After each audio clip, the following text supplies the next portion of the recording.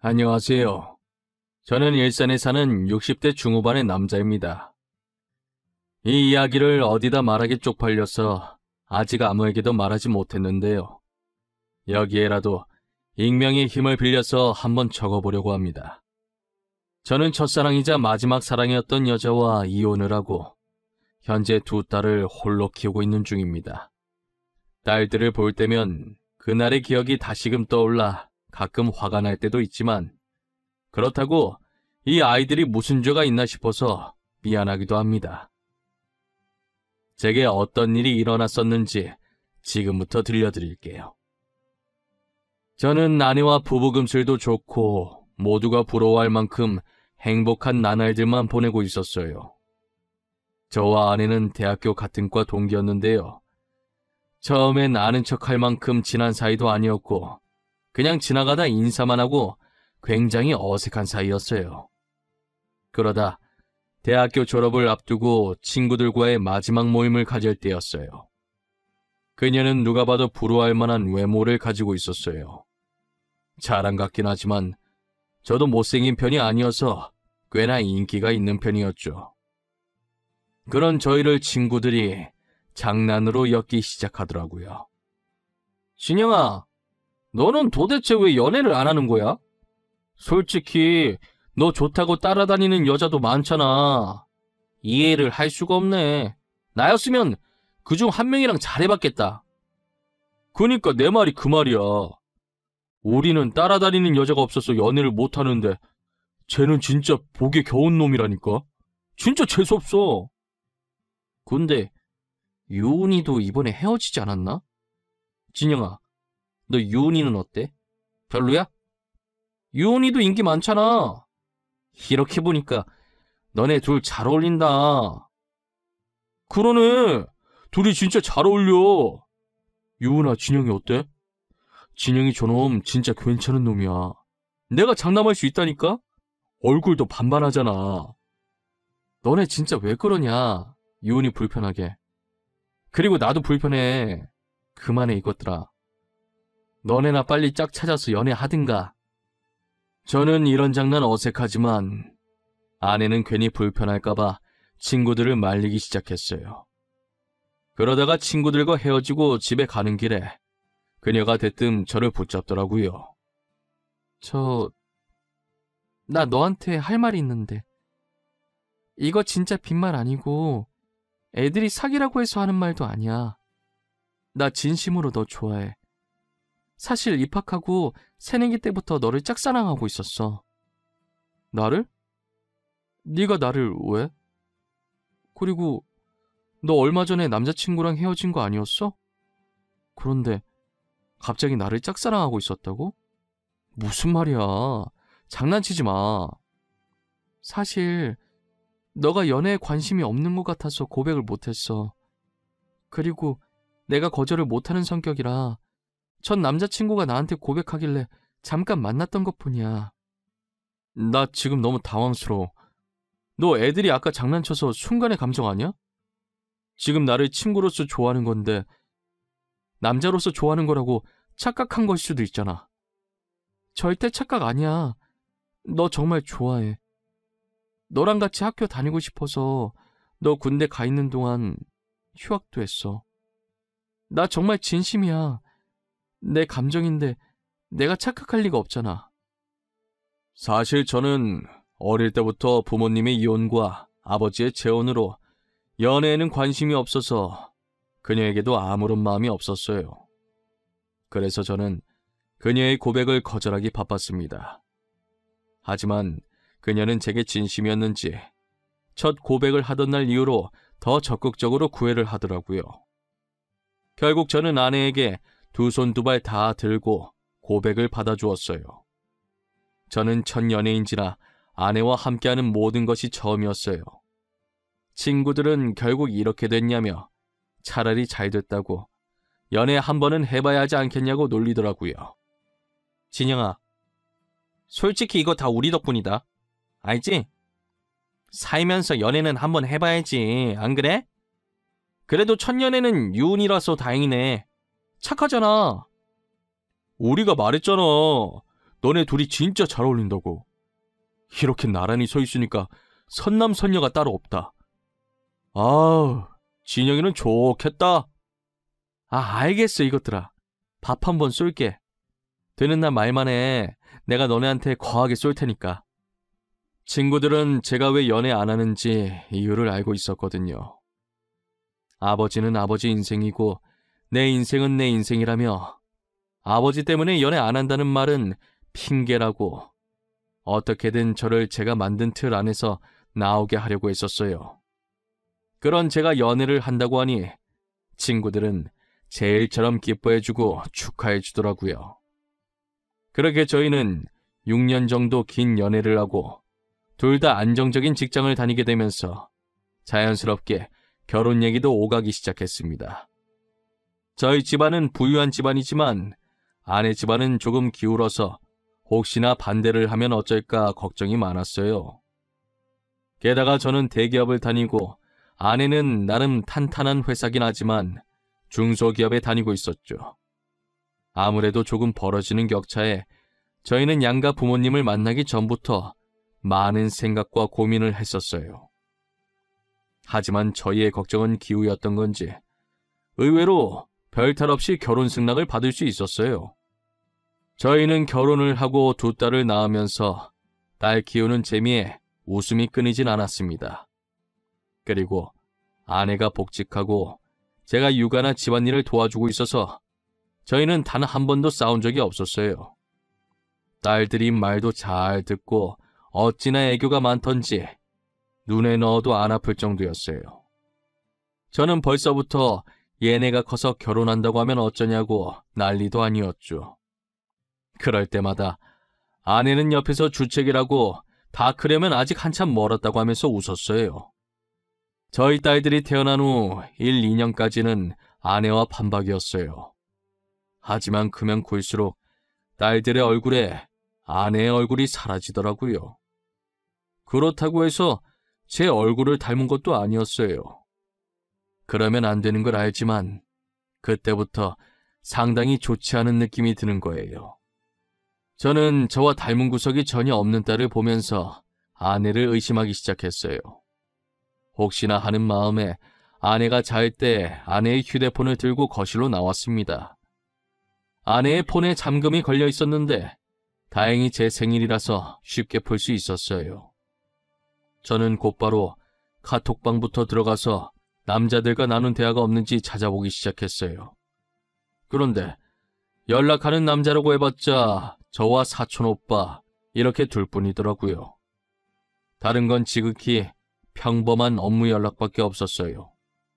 저는 괜히 의심을 한 건가 하는 생각이 들면서 아내에게 미안했어요. 그로부터 얼마 뒤 아내가 야근을 한다길래 밤에 여자 혼자 돌아다니면 위험하니까 제가 아내를 데리러 아내 회사에 찾아간 적이 있었어요. 아내 부서를 찾다가 회사 직원이랑 마주쳤는데 아내가 이미 퇴근하고 없다는 거예요. 혹시 죄송하지만 마케팅부 김유 대리님 자리가 어딘지 아시나요? 김유 대리님이요? 마케팅부라면 아까 퇴근 시간에 다 같이 퇴근하셨는데요. 그런데 무슨 일 때문에 그러세요? 지금 이 시간이면 야근하는 사람 말곤 다 퇴근하셨어요. 김유은 대리 남편인데요. 오늘 야근한다고 하길래 데리러 왔거든요. 제가 잘못 알았나 봐요. 일하시는데 방해했네요. 죄송합니다. 아내가 퇴근했다는 얘기를 들은 저는 도대체 왜 거짓말을 한 건가 싶었어요. 그렇다면 지금 아내는 어디에 갔을까 생각하게 되었죠. 결국 저는 다시 아내의 외도를 의심하기 시작했습니다. 다음 날에도 아내는 프로젝트 때문에 야근을 한다고 하더라고요. 저는 이날 아내의 뒤를 몰래 쫓아가 보기로 마음먹었어요. 저희 회사가 아내 회사보다 일찍 마치기 때문에 퇴근하자마자 아내 회사로 갔습니다. 아내 회사 주차장에서 몰래 아내가 나오기만을 지켜보고 있는데 아내가 어떤 남자와 같이 회사에 나오더니 나란히 한 차에 올라타더라고요. 남자의 얼굴을 자세히 보는데 아내의 사촌 오빠였어요. 저는 아내에게 사촌 오빠와 같은 회사에서 일한다는 얘기를 들은 적이 있었어요. 하지만 사촌 오빠의 약속이 있다고 제게 사실대로 말하면 됐을 일을 왜 굳이 거짓말까지 치면서 만나는 건가 싶었어요. 저는 아내가 타고 있는 차 뒤를 바짝 붙어서 쫓아가기 시작했어요. 혹시라도 놓칠세라 잔뜩 긴장한 상태로 운전해서 그런지 손에 땀이 다 나더라고요. 그들이 도착한 곳은 호텔이었어요. 둘은 익숙한 듯 자연스럽게 체크인하고 들어가더라고요. 저는 들어가는 모습과 체크인하는 모습을 몰래 동영상으로 찍어놓았어요. 혹시나 해서 찍어두긴 했지만 도대체 사촌 오빠와 단 둘이서 호텔에 들어갈 일이 뭐가 있나 싶었죠. 일단 외간 남자는 보이지 않는 것 같아서 혼자 집으로 돌아왔습니다. 아내는 늦은 밤이 되어서야 집에 들어왔어요. 분명 아내는 제게 먼저 자고 있으라고 문자를 보냈었는데 제가 안 자고 거실에 앉아 있으니 문 열고 들어오는 순간 까무라치게 놀라더라고요. 뭐야 당신, 왜 이렇게 놀라는 거야? 귀신이라도 본 사람 마냥. 뭐 죄 지은 거라도 있나 봐? 죄는 무슨, 아무것도 아니야. 근데 당신 왜 안 자고 있었어?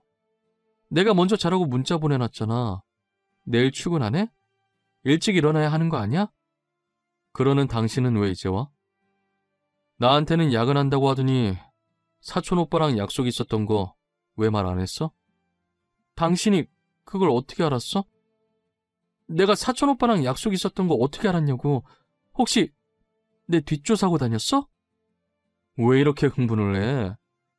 그냥 오늘 나도 늦게 맞춰서 같이 가려고 데리러 갔는데 직원이 당신 사촌 오빠랑 같이 퇴근했다고 하길래 말한 거야. 아, 그랬어?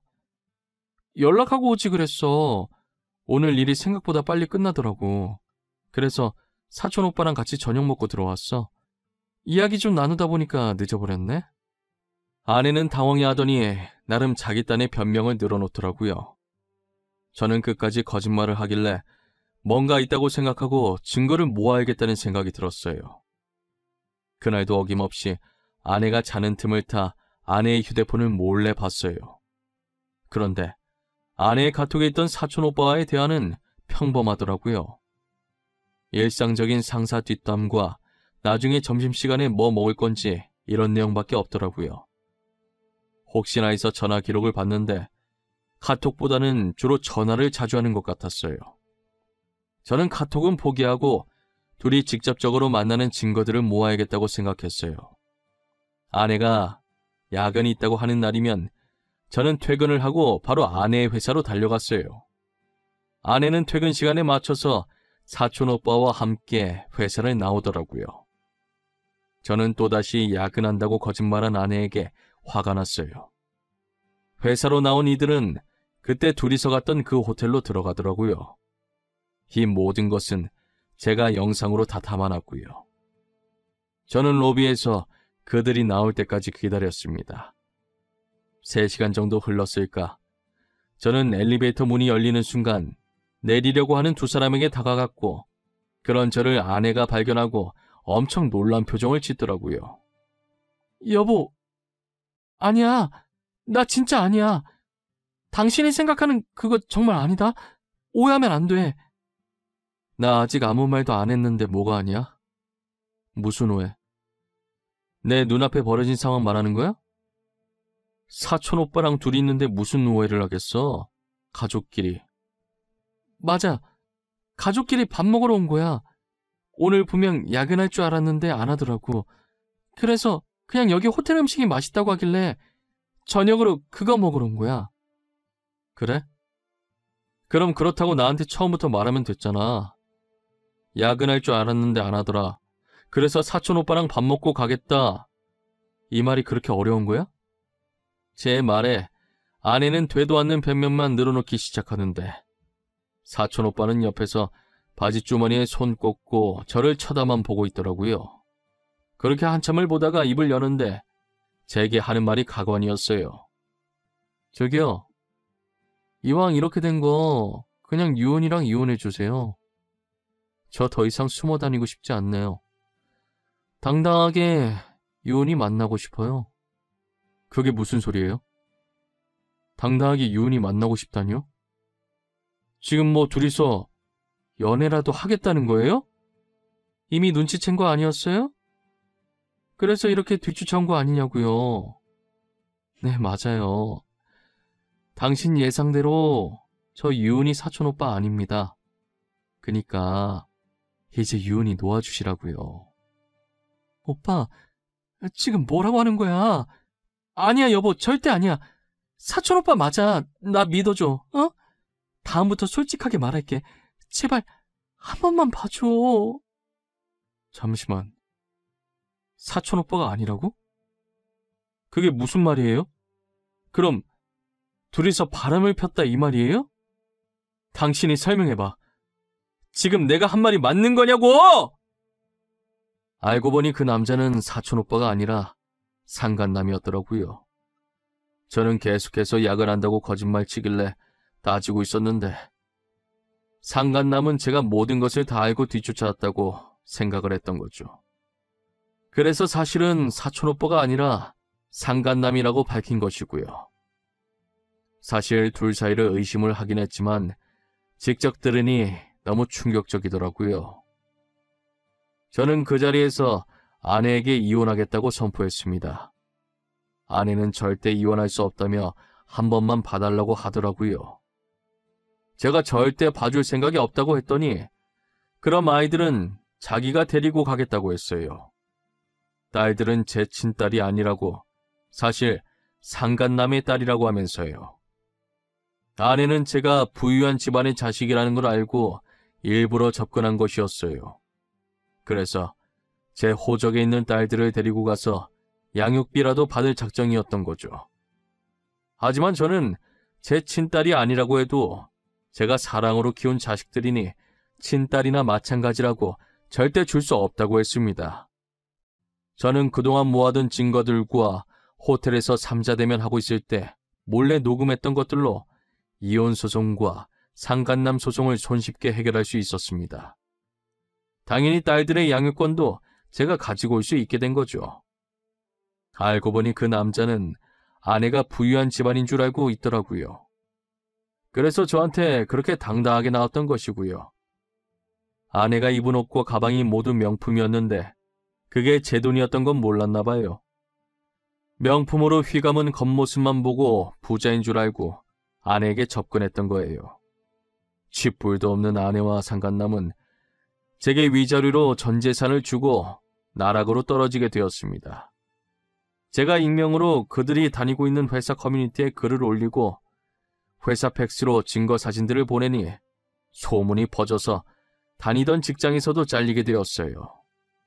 이력서를 아무리 넣어도 인사고과가 좋지 않아서 뽑아주는 회사가 없었다고 하더라고요. 이건 본인들 무덤을 본인들이 직접 판 것이라고 생각합니다. 저는 그런 그들에게 아이들 양육비는 받을 생각은 하지도 않았어요. 오히려 온전히 제 힘으로 아이들을 키울 수 있어서 좋았어요. 그래야 제 자식이라고 떳떳하게 말할 수 있을 것 같았거든요. 딸들은 홀아버지 밑에서 반항도 한 번 안 하고 사춘기 없이 잘 자라줬어요. 큰딸은 의사가 되었고 막내딸은 공부를 더 하고 싶다고 해서 현재 유학을 갔어요. 최근 전 아내가 딸들이 너무 보고 싶다고 제게 연락을 했더라고요. 그래도 친엄마라고 딸들에 대한 모성애는 있었나 봅니다. 저는 연을 끊게 할 자격까지는 없으니 만나기는 해줘야겠다고 생각했어요. 둘째는 해외에 있어서 못 보고 큰딸은 엄마를 한번 만나보고 싶다고 하더라고요.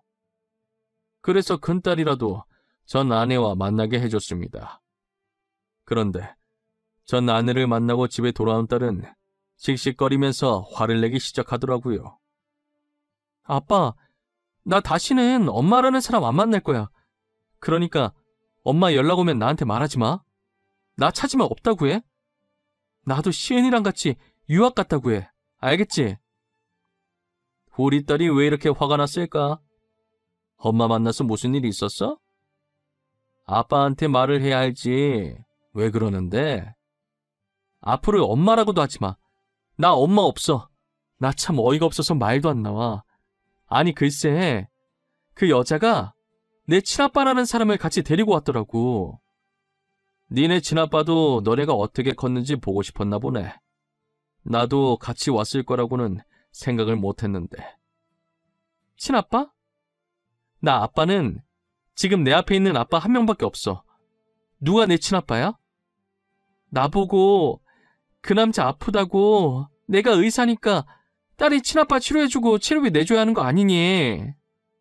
그 사람들 진짜 미친 거 아니니? 얼굴에 철판을 몇 개를 깔아야 그런 말을 한다니. 진짜 염치도 없는 사람들이네.